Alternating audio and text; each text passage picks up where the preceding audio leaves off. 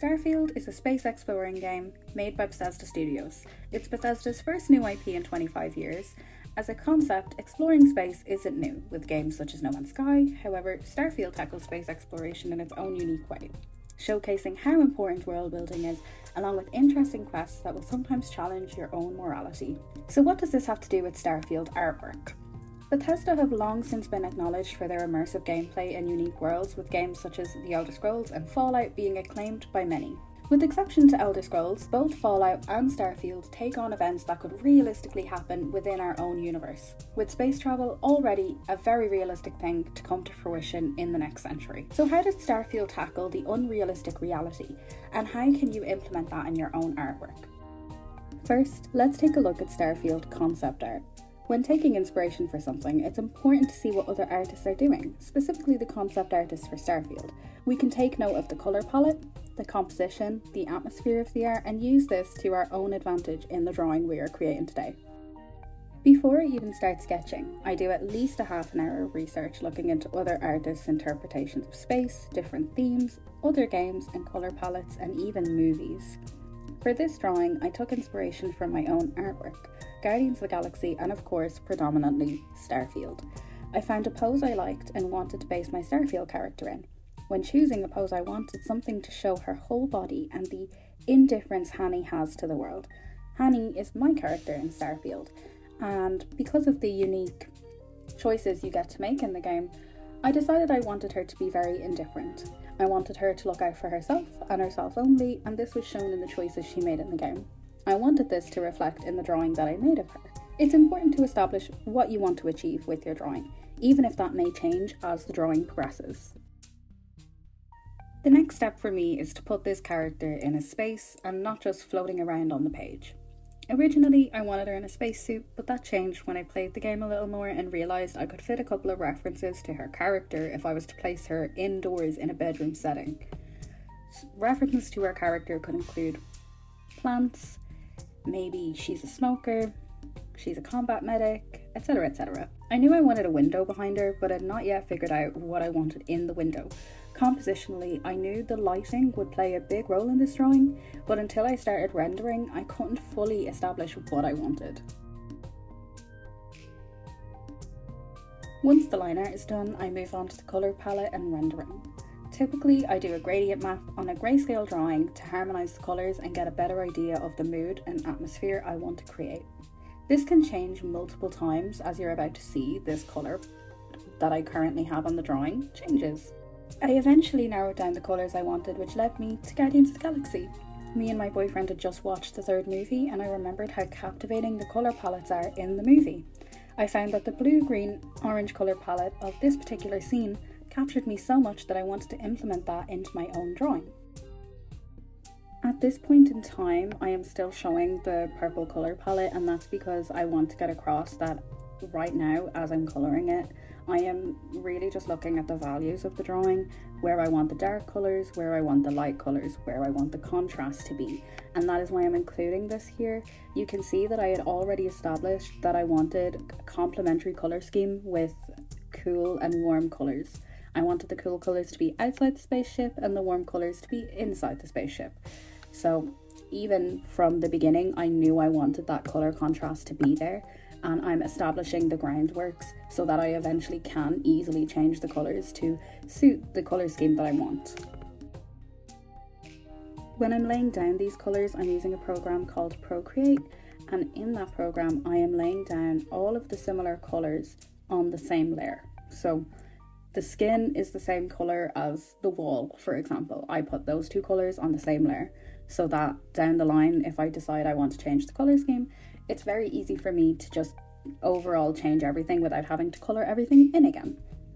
For Procreate specifically, I have it set up so that I can find the colours my layers are on. So it's a really streamlined process to click, okay, I want to find this colour and I want to change it to this. And for me, that's what works. What works for you might be a little bit different, but that's what works for me. Something I really struggled with for this drawing is figuring out where I wanted the light and dark colours to go. I knew I wanted her to be in shadow, because there was going to be a light coming from behind her, but I really struggled getting that balance of colours because I usually use a multiply layer, and I was struggling whether to put the dark colours down now, whether to render it. That was one of the battles that I had to overcome in this drawing. As you can see here, I've now changed the colour scheme. I specifically chose colours from the Guardians of the Galaxy screenshot to harmonise the colours a little bit more and narrow down exactly the mood I'm going for, and this is the final rendition of the colours. So now I'm just going to start rendering the drawing and essentially just adding the most basic level of shading that I can before I add the lighting. This is the point in the drawing where I'd finally decided what I wanted to be outside the window. I decided that the planet was just a bit boring for me personally. I decided to take a lot of inspiration from Guardians of the Galaxy for this part in particular, and I attempted to replicate the nebula aesthetic of Guardians of the Galaxy. Now, I know this isn't really present in Starfield, but this is a drawing inspired by my Starfield characters, so I don't want to say like this is what Starfield looks like because it's not. But for me, in this drawing, I was going for more of a Guardians of the Galaxy space than Starfield space. And the way I achieve this is by using brushes in Procreate, specifically a blotchy brush, and I just placed down colourful blotches of colour, and I used a darker colour to create the illusion of shadow and space, and kind of coloured it as if you were colouring clouds. That's kind of the vibes that I was going for. The process of colouring this involved a lot of back and forth. It involved a lot of layering, playing around with the saturation of the colours, the tone of the colours, whether I wanted to layer yellow on top of blue, for example, or if I wanted to layer pink on top of blue to achieve a different mood. At this point in time, I knew I wanted light coming from the bottom left hand of the image, and I was keeping this in mind as I was colouring it, that I wanted the lightest colours to be there in the bottom left hand of the image, where the part of the sun or star was going to be shooting out from there and reflecting off a moon from the original composition that I had created.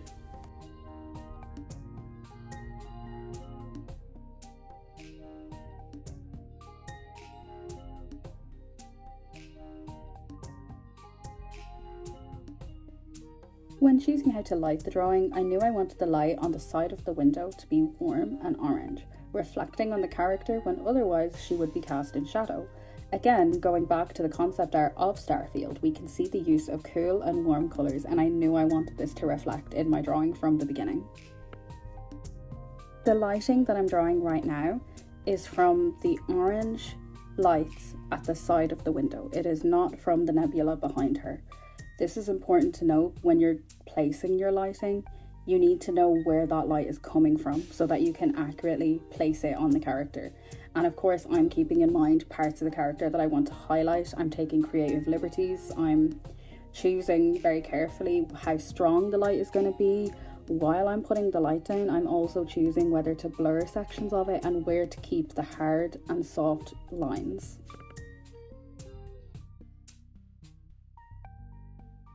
For this part of the drawing, I am only showing how I lit the character, but I did repeat this whole process on the background, on the bed, on the edge of the window. I repeated this process everywhere where there was going to be reflected light. I was also keeping in mind when drawing this that this is the hard light that you are seeing directly cast from the lights at the side of the window.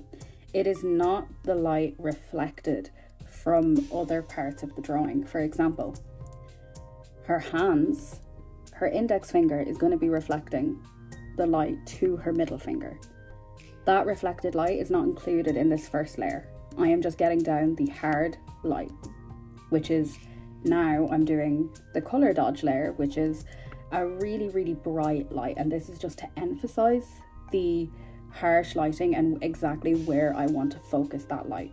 For me, it was on my character. I wanted it in the center of the drawing where the harshest light was going to be. I'm taking into account on this layer that there's going to be light coming from behind her as well. And that is the most important part with this stage, is to get the correct emphasis of where you want the focus to be. This process of figuring out the lighting of your drawing, for me, it's what makes it. This is where I do a lot of my figuring out of the composition and sorting out, okay, the tracksuit is going to be reflecting on her arm, and it's a lot of layering, it's a lot of back and forth, it's a lot of figuring out how intense you want that light to be and how strong it's going to be, and are you going to do like a really saturated orange colour, or are you going to do a more muted, maybe yellowy colour instead to achieve the mood that you're looking for. I repeat this process of layering and going back and forth on different parts of the lighting to like across the whole drawing and across multiple layers. For some extra tips and tricks, I use flat colours to fill in the line art. Then I use multiply with a greyish purple. It kind of depends on the mood of your drawing. You could use blue if you wanted to add in the shadows. I usually won't erase any of this, but in this case I erase the window. Then I use a combination of overlay and colour dodge on top of the multiply layer to achieve the hard and soft lighting. And then finally, on a normal layer, I render the drawing on top of all of this.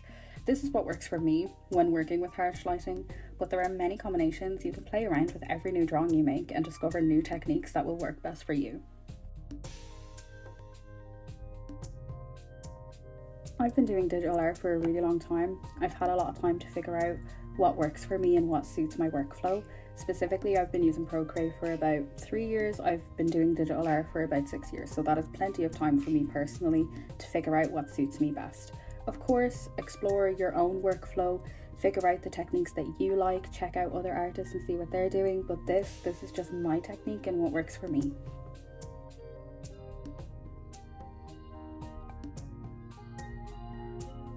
Overall, I really enjoyed playing Starfield. The world building kept me engaged, the visuals ensured I enjoyed every minute of the gameplay, and the story made me want to play all over again. I hope you enjoyed this video. Let me know what you thought in the comments below. If you're interested in my commissions, you can message me or click the link in the description along with my social media. Thanks for watching. Bye!